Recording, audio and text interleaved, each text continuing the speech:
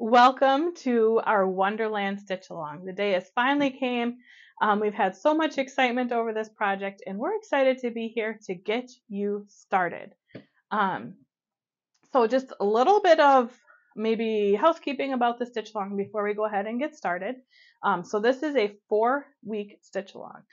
If it takes you longer to complete your project, that's fine, but there will be 4 weekly videos to help you progress with your project.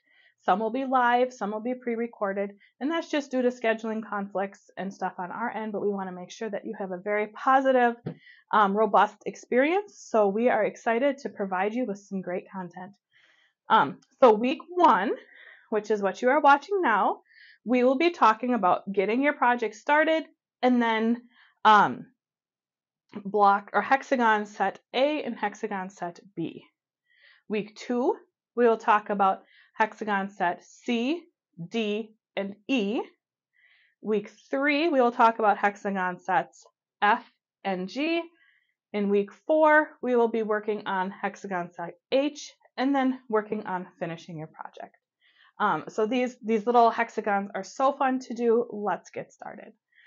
So when you open your project kit, you will find little bundles like this. I already opened mine and I don't have one that's completely packaged, but that's okay.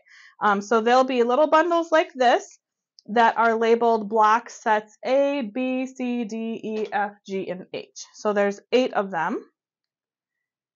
And inside there will be the pattern for those, I call them blocks or hexagons. The pattern is in there and also the wool to complete them. So that will be in your little kit. Also in your kit will be a package that contains this stuff. So it's a little baggie with all the beads that you will need to complete the entire project. So you get a baggie of beads. Your finishing pattern, and my suggestion with this is you tuck this away someplace very safe. Don't even look at it yet. So we will be covering that in week 4. So I'm going to pop it out here, out of sight, out of mind. Just don't lose it. And then you also have a chunk of, you might call it white wool. We call it natural wool or undyed wool. This is the wool that you will be doing for all your white appliques. So this will be not the white hexagons, but this will be like the whipped cream on your cocoa mug, your white snowflake, the white cuff on your mittens, your white ice skate, the actual applique shapes. So this is not for the hexagons. This is for your applique shapes. So we'll be getting to that here again in a minute. And then you also have a pretty big chunk of like an ivory or off-white brushed woven cotton. This is a very nice Diamond Textiles brushed woven. This is what we'll be using in our week 4 when we talk about finishing. So this is another thing you can just kind of tuck aside till week 4.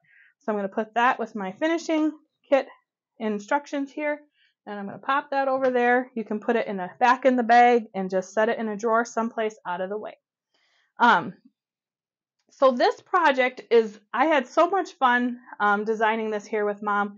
It was just bright, cheerful colors. The shapes are a little bit more modern than traditional.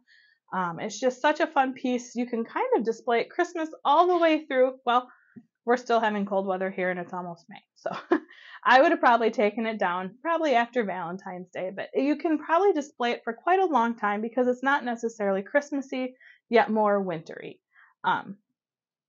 So let's get started creating our hexagons. So what I enjoy most about this project is the size of the pieces.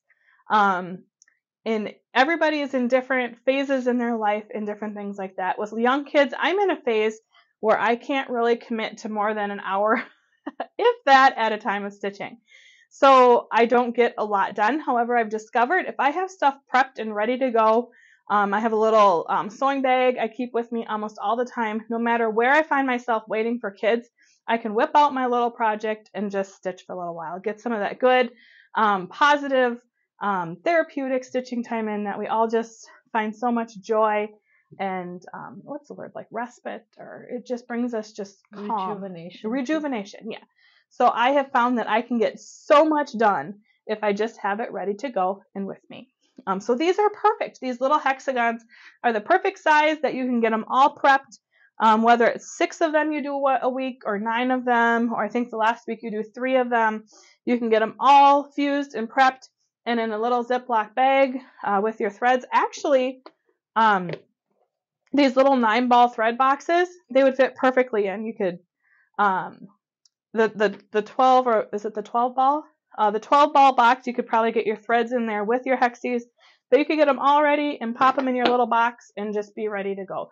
We do sell these on our website. We have, I think, 3 different sizes of them. This is the 9-ball thread box. We also have a 12 ball that's just a little bit longer, and then a 24 that's quite a bit longer. And they're the perfect little supplemental box for having with you for your projects.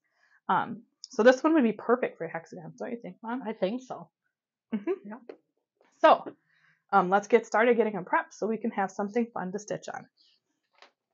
So let me back up a step. So inside, with all of your white, your natural wool and your fabric and your finishing instructions, there's also just some basic pattern instructions here too. Let's just kind of walk through this quick. One page is project requirements that talks about the wools and cottons that you need, the thread colors that are used, and just some basic supplies you might want to have on hand for completing your project. So that's one of the pages. And the other page is just basic wool applique instructions. So as you stitch your hexagons each week, this is what you'll refer back to kind of keep you going and know kind of what you're up to. So these would be those that you want to refer to. It also talks about our triple hex template here a little bit, and that is super handy. It's not required for this project, but it would make it so easy. This is our little template that we have made here at Granny's. And it's actually just what it says, a triple hex. So it's 3 hexagons. You have your big outside hexagon, which is also the hexagon shape that we'll be using for our big background hexagons. I'll slide it over here so you can see that. I'll give the camera a second so you can see that that's the size that we'll be using for our background hexagons. You also have, I call this the donut. So you have the outside of the donut, the inside of the donut, and then you also have your donut hole. So you have 3 different hexagons that you have access to when you get the triple hex. But for this project, we're just going to be focusing on the large outside one. So that is, I'm going to leave it out because I'm going to actually use it. I won't need the donut hole, but so I'll set that aside. I'm going to set my beads over here where I won't lose them. And then let's get ready to get started. So let's crack into block set A. So I have my little wrapper. I'm just going to pop it there. I'm going to get this out of the way so you guys can see. I'm going to switch over. Here's where I need the Jeopardy music. Don't I need the Jeopardy music? Okay. We're going to set there. Okie doke. And voila, just like that, we're ready to roll. So if you want to open up your supplies for block set A, you'll see that there is a beautiful red houndstooth and a beautiful aqua Glen plaid. This kind of fun multi-size plaid is called Glen plaid. And then you have a piece of this beautiful white twinkle wool. This is for your appliques, or for your hexagon. So this is for your hexagon. So for each set, you are going to cut. If you open up your pattern here, it'll talk about that a little bit. So I'll show you I'm not just making it up. So this is what we're going to make. We're going to make the stocking cap. Let me hold it like that. Is that better? We're going to make a stocking cap, the Christmas tree, and the star snowflake. And so when you open up your pattern, there'll be the stitching details on how to stitch each hexagon. So these are the threads we've used and the stitches we've used to accomplish the stocking hat, the blue spruce tree, and the star flake. And then here are our applique templates. And if you read the hexagon, it'll say make 3 fusible hexagon tracings and use to create one red, one teal background hexagon. So right there it tells us that we need to trace, just for essence of time, I'm only going to do it once, but you'll need to make a hexagon that's the white, a hexagon that's teal, and a hexagon that's red. So I am going to use my triple hex template just because I find it a lot more accurate. You could trace this, and it is the exact same hexagon. However, I find it a lot more accurate to trace the template than to do it otherwise. So I have my piece of Heat and Bond light here, and we like to use a fusible. It just makes the whole thing a lot easier, we find. So I am using Heat and Bond light. You can see it even says right there. And I'm going to be careful when I trace. There is a trick to tracing, and that's just to make sure the ink of your pen or the writing point of your pen is as close as it can be to your template.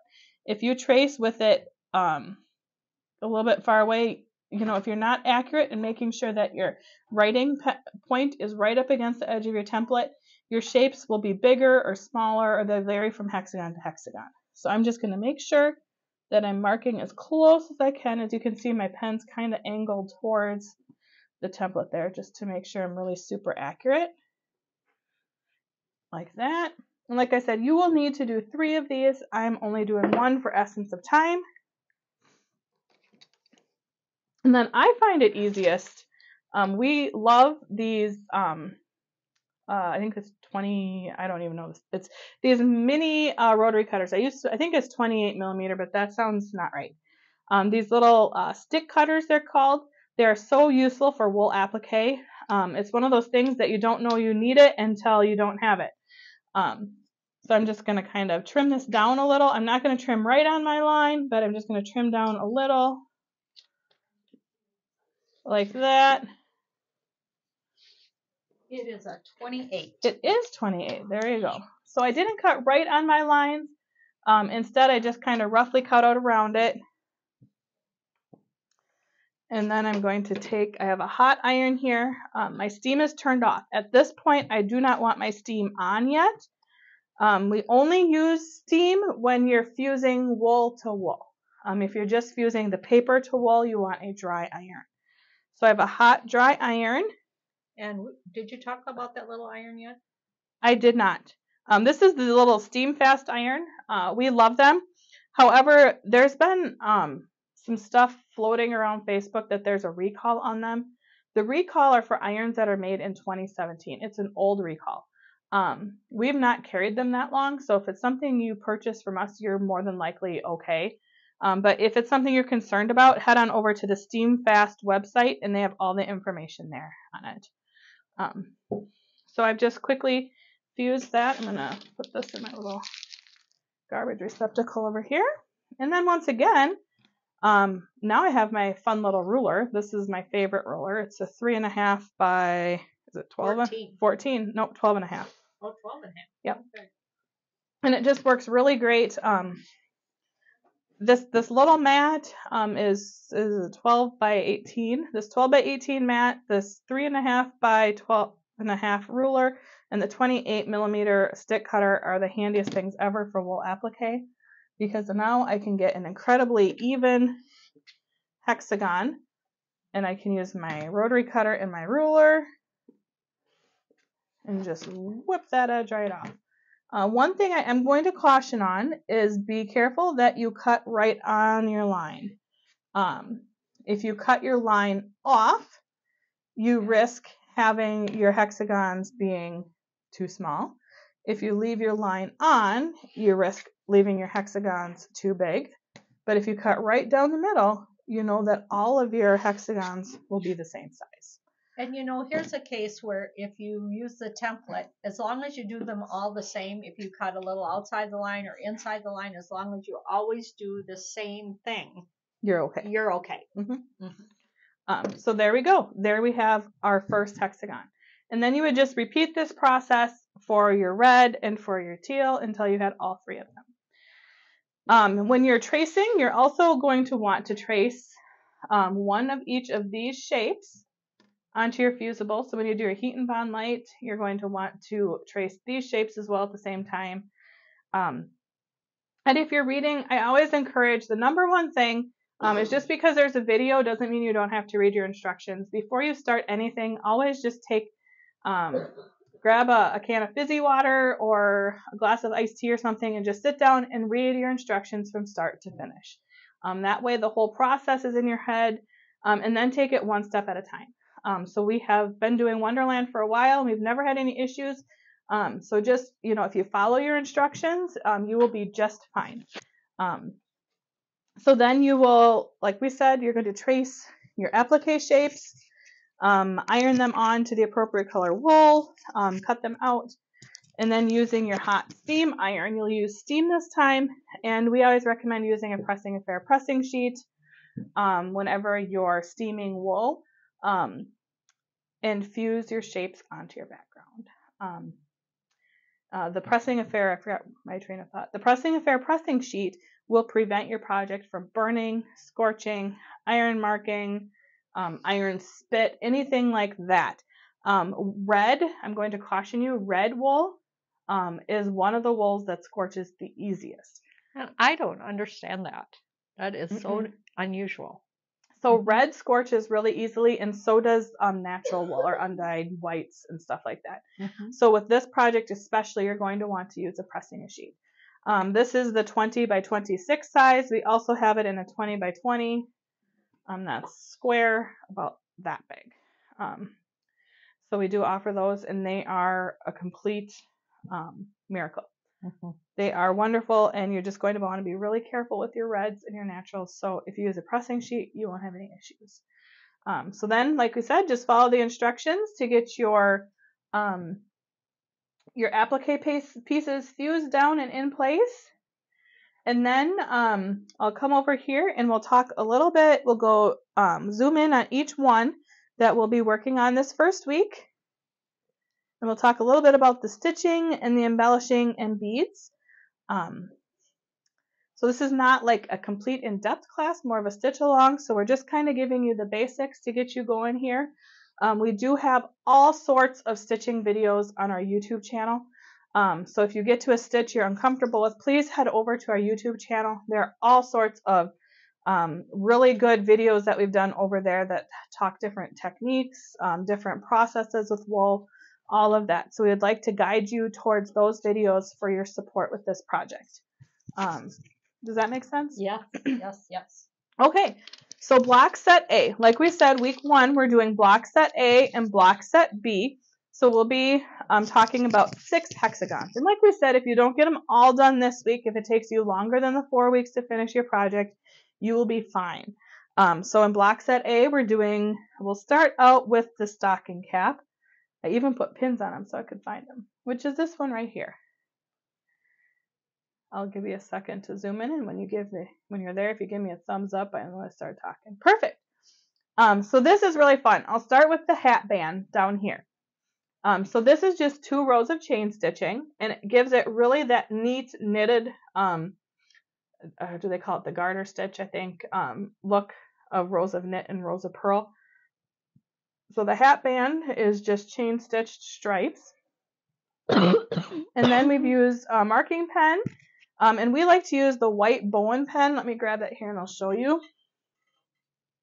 I'll come right back to the same spot so you don't have to move the camera. How does that sound? So this is the pen we like for writing on darks. So anything that you think is a medium to dark, this writes clear, dries white, and then is a pretty durable line. And then when you iron over it, the line diminishes. So this is the Bowen White Iron Away Marking Pen. And this is included in, if you purchased our Notion kit, this is included in there.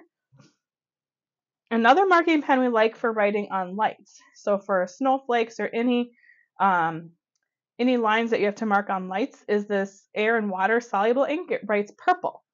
And then over time with air, the line disappears, or if it doesn't disappear and you're impatient like me, it will disappear. I'm not saying it won't disappear, but if you're impatient and you want it gone now, just if you dab a paper towel or a damp rag on it, it'll take the ink away too. So this one's great for writing on lights. So we have the hat band that's chain stitched, the back stitch snowflake. Use your marking pen or pencil to draw that, and then It's just back stitched. And then this is super fun. The pom-pom is just straight stitches that are higgledy-piggledy lengths, stitching from the center of the pom-pom out. So it starts in the center, and then we put a little bead in the middle to embellish it, and then little asterisks, snowflakes. A question we get all the time is with beading, what size needle do I use, or how do I do it? You can use whatever needle fits through the hole of the bead. We like to use the number 7 embroidery needle for our wool applique embroidery work. And oftentimes we find that the pearl cotton and the bead will fit through there just perfect, and that's what we use. If you find that the pearl cotton and the embroidery needle is too big, you can switch to a sewing thread or one strand of floss and a smaller needle. So there's not really a specific needle, just whatever needle and thread it takes to get through the eye of the bead. And then we recommend knotting after every 1 or 2 beads. That way, as this is probably an heirloom project over the years with wear and tear, if one bead comes loose, you don't lose all of your beads. So knotting after every couple beads is always a good idea. Is that how you would recommend? I do. I think that's a great way to do it. Yep. So that's the stocking hat. The next one we did was the star flake, I think we called it, right up here. And this one you just blanket stitch around the edge of the white star. I can wait for you there. And then these little feathery things coming from the valleys. There's a couple ways you can do that. You can use your marking pen and pencil and mark each line that you need and back stitch, or I think this is, stem stitch and straight stitch the little feathers coming off the side. Or you could, to simplify it, you could just mark the center spine, you might call it, and then fly stitch it. Fly stitch is so fun. If you're wanting to learn a new stitch, I would recommend, if I were to do this again, I'd probably fly stitch it. Mm-hmm. And then add a bead, embellish with beads, and then stem stitch some dividing lines here and embellish with a bead in the middle. So that's the star flake. And then we have the evergreen, which is down here at the bottom. And this one was so much fun. Like these will go so quick once you get to stitching them. They're just so fun. Blanket stitch around the tree with teal pearl cotton. Then we've added some garland, and I used my bone white iron away marking pen to mark the garland line. And then this is back stitched with red pearl cotton, and then add some white asterisk stars or snowflakes with sparkles, whatever you want to call them. And then embellish with some beads. So that one's pretty easy. So I have one question. Uh-huh. So the back stitching in the colors, have you addressed that? Oh, no. The borders? Yes. Okay, so that's a great question. Thanks, Mom. These borders, like on the poinsettia, the red, these will be added after we've stitched all the blocks together. Okay, so they don't need to worry about that. No, you don't need to worry about the border back stitching, you might call it, until we get to week 4 and talk about finishing. So that's block set A. And then this first week, you will also go ahead and do block set B. So I'll get that pattern out, and we'll just talk about it briefly because this process is the same as block set A. So with block set B, we're doing the figure skate, which is right here. And this is one of my favorites. I really like it. So I'll give our cameraman here a minute to get over to the skate. He might be there. I'm not sure. He usually gives it there. I got the thumbs up. Perfect. So this one is just blanket stitch around the skate. And you can always refer to the picture on the front of your pattern. Those pictures are really good, and you can see every stitch. And your pattern talks about the stitches and the thread kits. So there's some straight stitches for your laces, some beads for your eyelets, blanket stitch the blade, and then we've added some little blanket stitch. No, they're beads. Some bead embellishment down here at the edge of the blade that looks like ice. Yep. And then we have right above it the wreath. And this is one of my, I guess they're all my favorites. This one's one of my favorites too. I really had fun doing this one. We've added clusters of teal straight stitches to make little, looks like little pine bough things. And I think I even did 5 because isn't 5 white pine?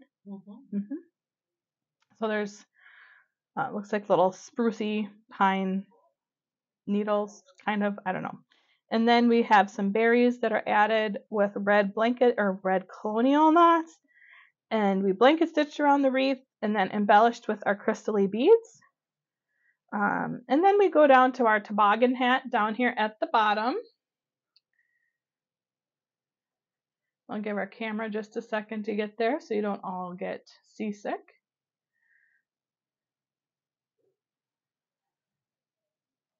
And this one is super simple too. So the bottom brim or the bottom cuff is blanket stitched around, and then add the white little asterisk sparkle stitches in that brim cuff thing, and then the red portion has some red asterisk stitched in it with a bead in the middle of each to embellish it. And then the palm, we've blanket stitched around with the stitches coming from the center and going all the way out. So the whole penny is covered in stitch, you might say, and then embellished with a little bead there in the middle. So those are the 6 hexagons that we'll talk about the first week. So we're working on block sets A and block sets B. As you're stitching along, we do have a stitch guide that we love to recommend. And I think the cover is different now. This is an older one. They made a more modern cover, but it's the same stuff. This is our favorite stitch guide. It's the hand embroidery stitches at a glance, and it has, I believe, like 30 or 40 of the most common stitches in it. And I will go to Colonial Knot. That's always my favorite to show. And it has a written illustration and a drawn illustration on how to do the stitch. So you can see it, but then you can back it up with reading about it too if there's something that just doesn't quite make sense. So that's a really useful tool. When people come to us and ask us for a stitch book, this is our go-to. Let me see if fly stitch is in here. There it is, right there. My favorite thing about that book is they are alphabetical, which is nice. So when you're looking for one, you don't have to find it in the back. Lazy Daisy. And another thing that's really nice is it gives you, on some of the stitches, it gives you ideas on how you can use it. So that's kind of fun too. So it gives you some different there's the fishbone. It gives you some ideas and gets you thinking outside the box a little bit. So that's the hand embroidery stitches at a glance, and that is our very favorite. So other tools that you might need, I think we covered the handiness of having a small rotary cutter in your ruler and a small rotary mat for wool. When you're cutting out your wool applique shapes, we should talk about a scissor. A lot of people think, I have a really good sharp scissor, I'm good to work with wool. It'll work. However, you can also use a butcher knife to cut bread too. It'll work. But there's also always the perfect tool for every job. We highly recommend the 6-inch Haveled serrated blade scissors, and this one has a tag. I'll leave it on. This one has a tag so we don't lose it. It is so sharp that it comes with a blade protector. It has like a toothpick point end, like really sharp point, and it cuts all the way. The entire cutting surface is sharp enough to actually cut. So it works really well for wool. It's serrated blade. That's the number one advantage, is the blade is serrated. So like earlier I used the analogy of using a butcher knife to cut bread. We all know a serrated bread knife works way better for cutting bread. That's because it has serrations or little teeth that actually grip it and really get a really nice, accurate, comfortable cut. That's the way it works with wool too. When we have those little teeth, it actually hangs onto your wool instead of with like a smooth scissor. You just kind of end up chasing it around because it's slippery and sliding all over the place. So you can get really, really accurate shapes because, like we said, it's got those teeth, so it's hanging on, and it snips the entire length of the blade. So when you're cutting around circles, you can get, depending on the size of your circle, you can get all the way around it or halfway around it before you have to readjust. And we all know every time you readjust, you risk having that little jagged edge or that little start where you can see where you started. It's especially nice for all these small pieces that you'll be cutting for the hexagons. Yep.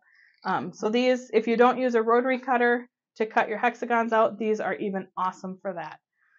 So they are, I think they're less than $20 still. We've been selling them for a long time, and I don't think the price has ever changed. The price has been the same for 8 years. We have never, ever changed the price on those. So they are just a great, great scissors for wool applique. We highly recommend.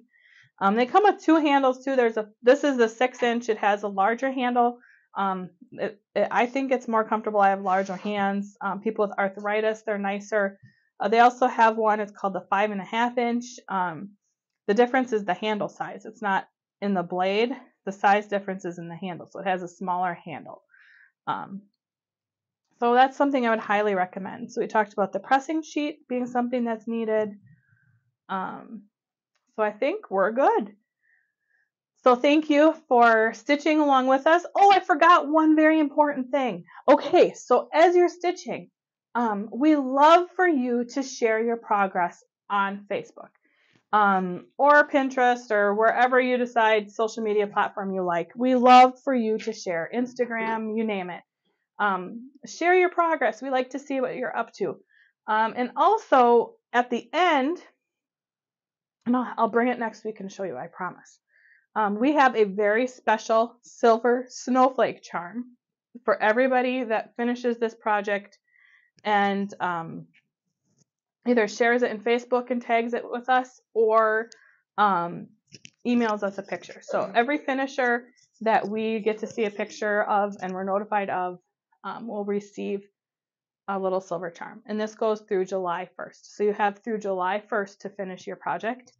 July 1st of 2023. I've learned with videos on Facebook, you have to say a year too, because people find it 4 years from now. So July 1st. So if you send us a picture of your finished project by July 1st of 2023, we will mail you a beautiful silver snowflake charm for being a finisher. So that's fun. And like I said, share pictures on Facebook, share them in wool applique groups, stitching groups. People love to be inspired and see different things. So when you tag, though, be sure to put Granny's Legacy because people like to know where they can stitch along too. So thank you for joining us. We will be back next week to talk about block sets C, D, and E. So happy stitching. Thanks for stitching along, and we'll see you next week.